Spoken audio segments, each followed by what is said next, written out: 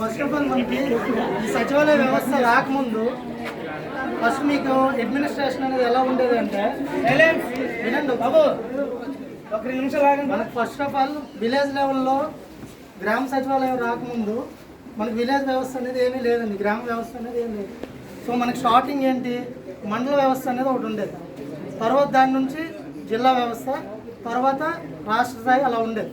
So మీకు సచివాలయాలు రాకముందు మీరు చదువు ఎడ్యుకేషన్ పరంగా ఒక క్యాస్ట్ సర్టిఫికేట్ కానీ ఇన్కమ్ సర్టిఫికేట్ కానీ ఏమైనా కావాలంటే ఏం చేసేవారు, ఒక డాక్యుమెంట్స్ అన్నీ పట్టుకొని మీ సేవలో ఎక్కడో దగ్గర పెట్టుకొని దానికి సంబంధించిన అధికారులు మండల ఆఫీసులో ఎవరైతే ఉంటారో రెవెన్యూ డిపార్ట్మెంట్ వాళ్ళని మీరు కాంటాక్ట్ అయ్యి అక్కడ వాళ్ళు అప్రూవల్ ఇవ్వగానే మీకు సర్టిఫికేట్ అనేది వచ్చేది. కానీ 2019 నుంచి మన సచివాలయ వ్యవస్థ ఆంధ్రప్రదేశ్ రాష్ట్రంలో ఇంట్రడ్యూస్ చేయడం జరిగింది. సచివాలయ వ్యవస్థతో పాటుగా వాలంటీర్ వ్యవస్థను కూడా ఇంట్రడ్యూస్ చేశారు. సో ఇవి ఎందుకోసం చేశారు అంటే మనకి రూరల్ కనెక్టివిటీ అనేది దెబ్బతింటుంది అనమాట. అంటే ఫస్ట్ ఆఫ్ ఆల్ మనకి ఒక విలేజ్ లెవెల్లో ఎటువంటి అధికారి గతంలో ఉండేవారు కాదు, ఒక పంచాయత్ సెక్రటరీ గారు మాత్రమే ఉండేవారు. సో పెన్షన్స్ డిస్ట్రిబ్యూషన్ అయినా సరే ఏమైనా సరే ఓన్లీ పంచాయత్ సెక్రటరీ గారి ద్వారానే గతంలో జరిగేవి, సంక్షేమ పథకాలు ఏవి వచ్చినా సరే. కానీ ఒక సర్టిఫికేట్స్ కానీ లేదంటే మనకి ఇంకేం కావాలన్నా ప్రజలు మండలాలకు పరుగులు తీయాల్సి వచ్చేది. సో మీకు తెలుసు మనలో చాలామంది కూడా గ్రామాల్లో అంటే అందరూ కూడా ఉద్యోగస్తులు ఎవరు ఉండరు. సో మీలో కూడా చాలామంది వరకు వచ్చేటప్పటికి అందరూ కూడా బ్యాక్గ్రౌండ్ రైతులు వాళ్ళ ఫ్యామిలీస్ నుంచే ఉంటుంది. సో వీళ్ళందరికీ మండలాల చుట్టూ తిరిగి సర్టిఫికేట్లు పొందాలంటే ఒక 2-3 రోజులు వాళ్ళకి కూల్ అనేది పోతారు, అంతే కదా. ఇప్పుడు మనకు ఒక పని అవ్వాలంటే ఏంటి, మనం ఇక్కడ ఒక పని మానుకొని మనం ఆ పేపర్లు అవన్నీ పట్టుకొని ఆఫీస్ చుట్టూ తిరిగితే కానీ మనకు సర్టిఫికేట్ వచ్చింది. కానీ ఇక్కడ ఏం జరిగిందంటే సచివాలయ వ్యవస్థ అని చెప్పి గ్రామాల్లో వ్యవస్థను ఇంట్రడ్యూస్ చేసి ఇక్కడికే ఒక 11 మంది అధికారులు తీసుకొచ్చి పెట్టారు. సో ఇక్కడ ఎన్ని రకాల డిపార్ట్మెంట్లు ఉంటాయంటే టోటల్గా 11 డిపార్ట్మెంట్స్ ఉంటాయి. రెవెన్యూ ఉంటుంది, ఇక్కడే పంచాయతీరాజ్ ఉంటుంది, వెల్ఫేర్స్ ఉంటారు, నెక్స్ట్ పోలీస్ డిపార్ట్మెంట్ వాళ్ళు ఉంటారు, హెల్త్ ఉంటారు, సర్వేయింగ్ డిపార్ట్మెంట్ ఉంటారు, ఇంజనీరింగ్ డిపార్ట్మెంట్ ఉంటారు, ఇలా టోటల్ ఎనర్జీ డిపార్ట్మెంట్ ఉంటారు, అగ్రికల్చర్ డిపార్ట్మెంట్ ఉంటారు. అలాగా మనకి 11 ఆఫీసర్స్ని గ్రామాల్లో పెట్టడం జరిగింది. సో ఇక్కడ ఒక్కొక్క ఆఫీసర్కి కూడా ఒక్కొక్క విధులు ఉంటాయి. సో ఇన్ కన్సర్న్ విత్ వాళ్ళు ఎవరితో లింక్ అవుతారు, ఇక్కడ గ్రామాల నుంచి మీరు చెప్పే మండలాలకు లింక్ అవుతారు. అలానే మీ ఇంటి దగ్గరికే వాలంటీర్ వ్యవస్థని ప్రవేశపెట్టారు. సో ఈ వాలంటీర్ అనేవారు ఏం చేస్తారు, మీకు ఏ సర్టిఫికేట్ అవసరము లేదా ఏ స్కీమ్కి మీరు ఎలిజిబుల్ ఉన్నారో వాటికి సంబంధించిన పత్రాలన్నీ కూడా మీ గడపకే వచ్చి కలెక్ట్ చేసుకుంటారు. అవి కలెక్ట్ చేసుకొని ఇంటర్ మా సచివాలయం తీసుకొచ్చి ఇక్కడ ఆన్లైన్ చేసి ఇందులో ఎవరైనా మీరు 2019 తర్వాత ఏమైనా కావాలంటే మీరు వచ్చేది ఉందా లేదు, మీకు ఏం కావాలన్నా మీకు మీ ప్రతి 50 కుటుంబాలకు కూడా వాలంటీర్ అనేది గవర్నమెంట్ అపాయింట్ చేసింది. సో వాళ్ళకి మాకు పలానా సర్టిఫికేట్ కావాలి అంటే వాళ్ళు మీ దగ్గరకు వచ్చి ఆ డాక్యుమెంట్స్ తీసుకొని సచివాలయం తీసుకొచ్చి ఇక్కడ పెడతారు. ఇక్కడ నుంచి వర్క్ ఫ్లో అనేది ఉంటుంది.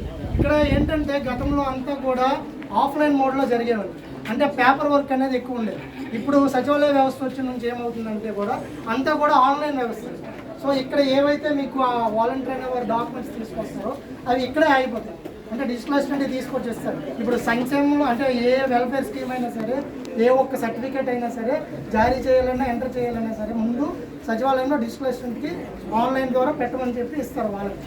సో పెట్టిన తర్వాత ఏమవుతాయి, ఆ డాక్యుమెంట్స్ అనేవి స్కాన్ చేసి అప్లోడ్ చేస్తారు డిజిటల్ అసిస్టెంట్. సో అవి next for example caste income అనుకోండి, డిజిటల్ అసిస్టెంట్ నుండి విఆర్ఓ గారికి విఆర్ఓ గారు లోకల్లో ఎంక్వైరీ చేసి వాళ్ళు ఏ కులము లేదంటే వాళ్ళకి ఎంత ఆదాయం వస్తుంది అవన్నీ కూడా చూసి ఆయన లాగిన్లో ఉంది. అంటే ఇక్కడ ఆన్లైన్ ద్వారా కంప్యూటర్ ద్వారా డిజిటల్ అసిస్టెంట్ ఏవైతే పెడతారో ఆ ఐడితో డాక్యుమెంట్స్ చూసుకొని ఆయన నెక్స్ట్ లెవెల్.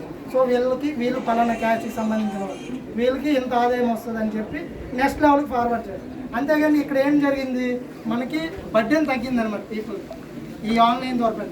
అలా మనకి ఇక్కడ ఓవరాల్గా సచివాలయంలో మీకు ఓన్లీ క్యాస్ట్ ఇన్కమ్ ఎందుకు చెప్తున్నామంటే మీకు ఎక్కువగా కనెక్ట్ అయింది, అంటే స్టూడెంట్స్గా మీరు ఎక్కువగా కనెక్ట్ అయింది క్యాస్ట్ ఇన్కమ్ ఓబీసీ సర్టిఫికేట్. అవి మాత్రమే కాకుండా ల్యాండ్కి సంబంధించి ఇలా రకరకాలుగా అంటే 40 డిపార్ట్మెంట్స్కి సంబంధించి వర్క్స్ అనేవి సచివాలయాలు ఉంటాయి. 40 డిపార్ట్మెంట్లో సబ్ సర్వీసెస్ ఉంటాయి. అవన్నీ కలుపుకొని మీ సేవ నాన్ మీ సేవ అని చెప్పి మొత్తంగా 545+ సర్వీసెస్ అనేవి డిజిటల్ అసిస్టెంట్ దగ్గర లాగిన్లో ఉంటాయి. సో ఇది డిజిటల్ అసిస్టెంట్ ఒక పని. నెక్స్ట్ వెల్ఫేర్ అసిస్టెంట్ తీసుకున్నారు, మీకు ఇప్పుడు జేవిడి అమ్మఒడి పెన్షన్స్ కానీ ఈ స్కీమ్స్ అన్నీ వింటున్నారు కదా, ఈ స్కీమ్స్ ఏవైనా సరే రిలేటెడ్ ఎవరు అంటే ఇక్కడ వెల్ఫేర్ అసిస్టెంట్ కదా, ఓకేనా. అంటే ఫస్ట్ మీ వాలంటీర్ దానికి సంబంధించి మీకు ఏ అర్హత ఉంటుందో ఆ డాక్యుమెంట్స్ తీసుకొచ్చి ఇక్కడ పెడతారు, దాన్ని ఎంక్వైరీ చేసి ఇచ్చేది వెల్ఫేర్ అసిస్టెంట్. విఆర్ఓ గారి గురించి ఆల్రెడీ చెప్పాను.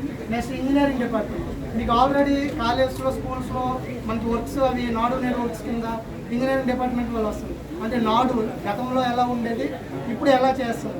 సో ఆ నాడు నేడు వర్క్స్కి నెక్స్ట్ మన విలేజ్లో రోడ్డు వేయాలన్నా లేదంటే కాలువలు వేయాలన్నా సరే వాటన్నిటికి సంబంధించి ఇంజనీరింగ్ డిపార్ట్మెంట్ వాళ్ళు. నెక్స్ట్ హెల్త్, మనందరికీ తెలుసు మనకి సచివాలయ వ్యవస్థ వచ్చిన తర్వాతే కోవిడ్ పాండమిక్ అనేది వచ్చింది. అంటే కోవిడ్ లాంటి క్రైసిస్ వచ్చేటప్పటికి మిగతా రాష్ట్రాలు ఎలా వర్కౌట్ అంటే దాన్ని ఎలా ఎదుర్కొన్నాయి, మన రాష్ట్రంకి వచ్చేటప్పటికి వాలంటీర్ వ్యవస్థ సచివాలయ వ్యవస్థ ఉండడం ద్వారా ఎలా ఎదుర్కొన్నాయి అనేది మీ అందరికీ కూడా ఇదివరకే తెలిసి ఉంటుంది, ఎందుకంటే న్యూస్లో చూసుంటుంది. సో మనకి ఏంటంటే ఎంత ఇదైనా సరే ఇప్పుడు కోవిడ్ అనేటప్పటికి ఎంత రక్త సంబంధమైనా సరే ఒకరింటి నుండి ఒకరింటికి వెళ్ళాలంటే కొద్దిగా భయపడేవారు, ఎందుకంటే మనకు కూడా మహమ్మారి ఎక్కడ అంటుకుంటుంది.